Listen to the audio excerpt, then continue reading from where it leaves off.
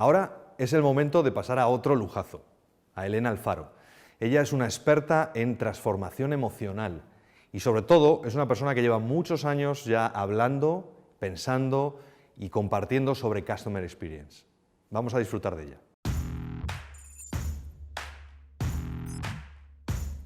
Velocidad, digitalización, globalización, automatización. ¿Podemos sobrellevar una situación como esta? El contexto no nos acompaña. Y además, fijaos que el otro día estaba leyendo que el 49% de las empresas en Asia, en Europa y en Estados Unidos están en guerra de precios. Y si a eso le sumamos lo que dice Forbes, que las compañías del Fortune 500 han disminuido su vida media de 75 a 10 años, bueno, pues parece que tenemos un problema. Tenemos un gran problema para competir y, por otra parte, también para sobrevivir. Y esto es algo muy importante y muy relevante porque no podemos tener una economía sostenible sin tener empresas longevas. Bueno, pues aunque esto parezca un poco sin esperanza, yo he venido aquí a lanzaros y a abriros una ventana de oportunidad. Una ventana de oportunidad que responde a lo que tiene el título de esta sesión, transformación emocional. Ahí es donde está el foco, en las emociones y en la transformación de las compañías en base a las emociones. Y os lo voy a demostrar. Vamos para empezar a unir conceptos, a unir puntos, como dirían algunos, connecting the dots. Vamos a unir la palabra negocios con personas, personas con experiencias con emociones. Vamos a poner el foco en un estado emocional que se llama fascinación para generar fans y a través de esos fans y de la innovación emocional generar ventajas competitivas y sobre todo poner un remedio al problema del retorno económico. Bueno, vamos a ver, ¿qué es un negocio? Más que una actividad, más que una ocupación, que une personas, ya sean clientes, ya sean empleados, distribuidores, proveedores, normalmente en relación a un sitio, a un lugar físico o digital, pero con un objetivo clarísimo. El objetivo es obtener beneficios. Bien, si la existencia per se de una compañía o de un negocio implica personas, tenemos que entender que las personas, bueno, pues como esencia tenemos raciocinio, tenemos conciencia, tenemos identidad, pero además la neurociencia ha aportado un dato en los últimos años trascendental. Somos seres emocionales, tomamos decisiones de forma emocional, hasta en un 95% de la toma de decisiones que hacemos es de estas características, es totalmente realizada con el instinto, con la parte inconsciente, con la parte emocional. Por tanto, esto es muy relevante y fijaos que es tan relevante que incluso, bueno, pues al tener vivencias, esto estamos llevándolo al mundo del management, al mundo de la gestión de los negocios, al mundo del marketing. ¿Verdad que muchos de vosotros hace unos años que escuchabais nada más que marketing de producto? Bueno, pues lo que tiene que hacer un negocio es enfocarse en el producto, hacer un producto de calidad.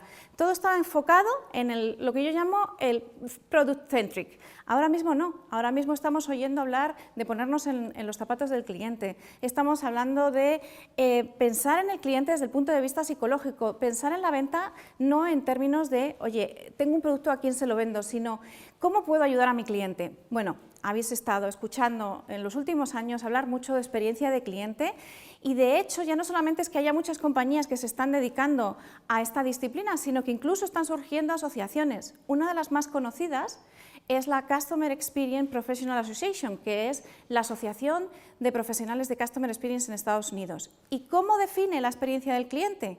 La define como un conjunto de percepciones que se obtiene a través de las interacciones del cliente con una marca, con un negocio, con una organización.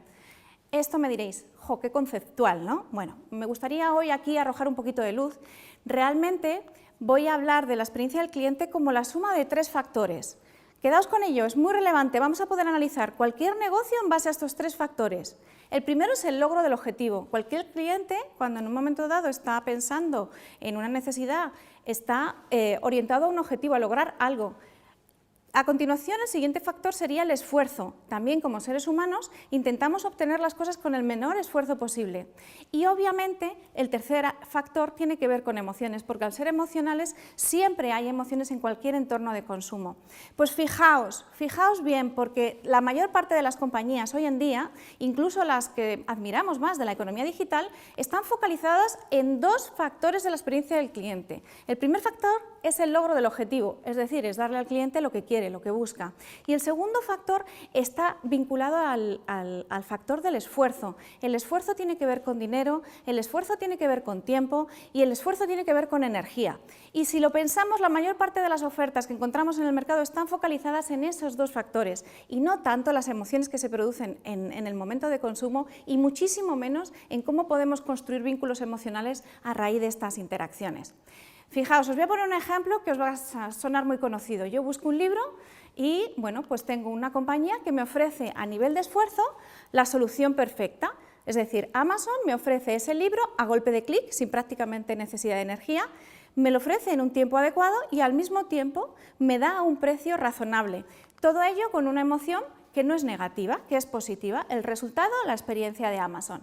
Bueno, pues ¿qué me diríais si os digo que la gran oportunidad está en esa parte de las emociones que hoy en día, bueno, pues mucha gente está dejando de lado? Hace muy poquito me reunía con el director de una caja rural en la costa española y me decía: Elena, no me importa, el resto está en la sistematización de procesos, en la digitalización. Yo me voy a dedicar a las emociones. Es una oportunidad, es una ventaja. ¿Y por qué es una ventaja? Bueno, sabemos que hablar de emociones y sobre todo en las organizaciones, bueno, pues nos resulta un poquito incómodo, ¿no? No sé por qué, porque nacemos con emociones, nada más salir del vientre materno ya lloramos y todos los días, cada día nosotros estamos gestionando emociones y estamos generando emociones. Por tanto, no deberían de ser tan, bueno, pues tan enemigas o tan incómodas dentro del entorno cultural y organizacional. Daos cuenta que emociones, aunque hay muchos autores que hablan de, bueno, pues entre 5 y 6 las más básicas y hay otros que incluso llegan a relatar o a definir hasta decenas de emociones o de estados emocionales, pero en realidad podemos ubicarlas dentro de las organizaciones y de los sectores. Por ejemplo, alegría está muy vinculada a la recompensa en cualquier sector empresarial, la tristeza a todo lo contrario, a la pérdida. O, por ejemplo, en un momento dado, cuando yo tengo una situación de peligro, de riesgo, me genera miedo, me genera desconfianza, ¿verdad? Y si en un momento dado hay un servicio o un producto que en el día a día me está generando frustración e irritación, al final me siento enfadado. Y si sobrepasan mis expectativas, siento sorpresa, ¿verdad? ¿Verdad que no es tan difícil hablar de emociones? Bueno, hoy os voy a dar además una clave importantísima. Si empezamos a hablar de emociones, si las empezamos a gestionar y si las empezamos a trabajar, resulta que se convierten en una pieza clave para generar retorno económico.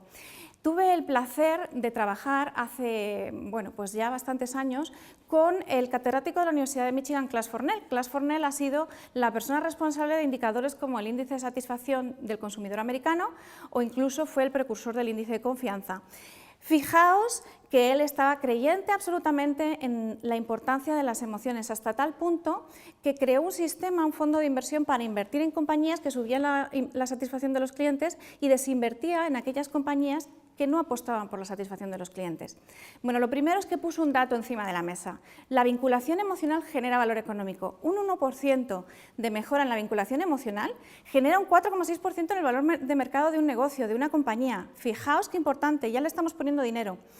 Pero al mismo tiempo descubrió otra cosa muy relevante. Hizo una serie, estuvo comparando su fondo de inversión con otros fondos y no solamente su fondo batió durante la mayor parte de los años en las compañías que tenían alta satisfacción al resto de las empresas a nivel de valor de mercado, sino algo que tiene mucha importancia hoy en día y tiene que ver con el inicio de esta sesión. Estamos en un momento complicado, estamos en un momento difícil y encima, si a eso le sumamos que parece que hablan de una recesión o que pueden venirse las cosas mal dadas, bueno, pues la vinculación emocional en los momentos malos, él demostró a través de ese fondo de inversión que las compañías que apostaban por la satisfacción caían menos en valor de mercado. Por tanto, es un colchón, ¿vale? Es un colchón, es algo que nos puede salvar de momentos críticos. Bueno, si ya por lo menos le hemos vinculado la palabra negocios con personas con experiencias con emociones, ahora vamos a poner el foco en un grupo de clientes altamente vinculados emocionalmente, que son los fans, ¿vale? Los fans, al contrario de lo que piensan muchos que están detrás de la cámara en muchas ocasiones, no es aquel que nos hace like en una red social, sino que realmente son un grupo de clientes que siempre está dentro de nuestra base de datos, aunque nos dediquemos al sector que nos dediquemos. Llevamos mucho tiempo analizando la figura de los fans y hemos encontrado fans en todos los sectores, sector inmobiliario, sector renting. Tenéis fans, os lo aseguro. Y una de las características que tienen, aparte de que tienen mayores niveles de satisfacción con la experiencia que el resto, recomiendan más que el resto, y dos cosas muy importantes sí que los caracterizan: emiten opiniones positivas de ti, emiten opiniones positivas de la marca, de la organización, y además la defienden. En datos, por ejemplo, que recogemos anualmente en el estudio de emociones en banca, hemos llegado a definir o a cuantificar que los fans defienden por encima de la media hasta en un 54% más que el resto de los clientes. Bueno, una de las cosas que también tenemos que entender y que ver es que detrás de la generación de fans se puede crear una estrategia, ¿vale? Detrás de la generación de fans hay un estado emocional que se llama fascinación, ¿vale? Y vamos a hablar de él en estos momentos. Vamos a hablar de un sentimiento que lo han ubicado los neurocientíficos en el mismo lugar donde está el enamoramiento. Fijaos que estamos preparados biológicamente para enamorarnos. Y esa es la razón por la que durante 2 años no dejamos que nadie nos hable mal de la persona de la que nos hemos enamorado. De hecho, científicamente se apaga el sentimiento de defensa y del miedo dentro del cerebro. Bueno, pues si sabemos que la fascinación está en ese lugar del cerebro de nuestros clientes, resulta que vamos a conseguir una cosa muy importante, y es que cuando la competencia venga en guerra de precios, como hemos dicho al inicio, nuestros fans le van a decir que no. Bueno, y además, ¿cómo podríamos generar fans? Porque claro, la siguiente pregunta es: oye, Elena, sí, se puede generar fans de forma estratégica. ¿Y cómo lo podemos hacer? Bueno, pues llevamos varios años trabajando con alumnos en el desarrollo de herramientas que nos permiten realizar innovación emocional, ¿vale? Que incorpora la fascinación a la innovación. ¿Y con esto qué quiero decir? Bueno, lo primero es aclarar que la innovación emocional no es lo mismo que la innovación funcional, que es lo más normal que nos encontramos en el mercado. ¿Qué es una innovación funcional? Pues cuando yo le añado algún tipo de característica a mi producto que le da más funcionalidades. Lo vemos mucho en el mundo de la tecnología. Ahora sale el teléfono que tiene la mejor cámara o el que tiene la mejor batería. Bueno, la innovación emocional conceptualiza la incorporación de la novedad al producto o al servicio desde el punto de vista emocional. ¿Y qué quiero decir con eso? Que genera incluso un sentimiento de pérdida, de culpa, cuando uno se deshace de ese producto. ¿O no os ha pasado alguna vez en vuestras familias que os han dicho: oye, cariño, tira esto, que está asqueroso, y tú, ¡ay, no! ¿Por qué? Porque tenía un vínculo emocional con el producto, con el objeto. Bien, os voy a presentar muy brevemente lo que es esta herramienta emocional. Se llama Fascination Magic Box y tiene 2 ejes a nivel de innovación. El eje racional, que está relacionado con los procesos, con cómo se generan experiencias desde el punto de vista de los canales y del tiempo, y un eje que es psicológico, que incorpora cómo está constituido nuestro cerebro, que tiene 3 partes fundamentales: la reflexión, la parte afectiva y la parte sensorial, y muy importante, la parte y la dimensión que incorpora la fascinación a todo lo que hacemos. Esa parte, esa dimensión, viene precisamente de un estudio que se ha realizado de qué cosas son las que hacen que nos fascinemos por las marcas, por las personas, por las organizaciones, por las cosas. Y se han descubierto hasta 7 detonantes que van desde el halo místico a la pasión. Halo místico, ¿qué es eso de halo místico? Bueno, pues el halo místico tiene que ver con la envoltura, con el misterio, el halo de misterio que le pongo a las cosas. Y todos los detonantes, que aunque son causas de lo que nos genera fascinación, ese estado emocional que, como decíamos, está en el lado del cerebro del enamoramiento, tienen además un lenguaje, porque fascinar, decía de Fascino en el Renacimiento, que es brujería de los ojos y de las palabras. Entonces utilizan un lenguaje, en este caso el halo místico, el de la curiosidad. Es como esa personalidad. Cada detonante yo lo veo como reflejado en una personalidad de un individuo que a nosotros nos atrae, como por ejemplo puede ser ese amigo misterioso que limita la información que da. ¿No sería eso lo que está haciendo Elon Musk cuando presenta sus productos de Tesla? ¿O lo que hacía en su momento Steve Jobs cuando hacía una presentación del nuevo iPhone? Bueno, os doy esa pista. Pero hasta 7 detonantes, como decía, finalmente, y el último de ellos, es la pasión.